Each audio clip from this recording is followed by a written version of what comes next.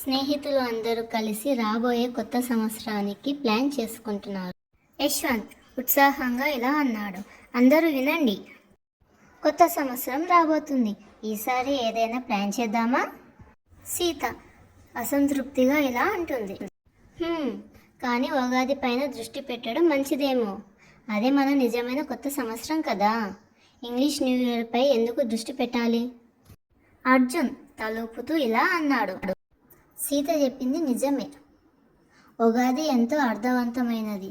అది మన సాంప్రదాయం, సంస్కృతి. మోక్ష ఇలా అంది. నిజమే, కానీ ఇంగ్లీష్ న్యూ ఇయర్ జరగడం వల్ల ఉగాదిపై ప్రభావం పడుతుందా?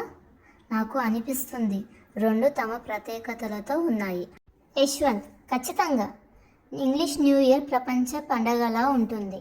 ఇది ప్రపంచంతో కలిసిపోవడానికి మరియు కొత్త ప్రారంభాన్ని తీసుకోవడానికి అవకాశం ఇస్తుంది. ఉగాది మనకు మా మూలాలతో కలిపే ప్రత్యేకమైన రోజు.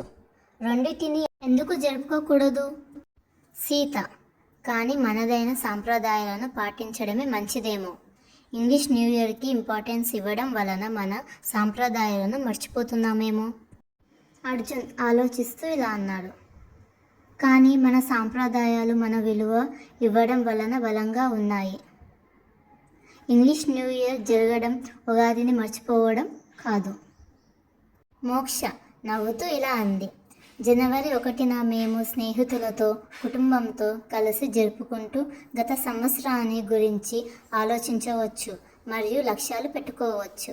ఉగాదికి మనం మన సాంప్రదాయం పచ్చడిని ఆనందిస్తూ తెలుగులో కొత్త సంవత్సరానికి ఆహ్వానించవచ్చు. యశ్వంత్ నవ్వుతూ ఊహించుకోండి, జరుపుకోవడానికి 2 అవకాశాలు, మళ్ళీ ఆరంభించడానికి 2 సందర్భాలు.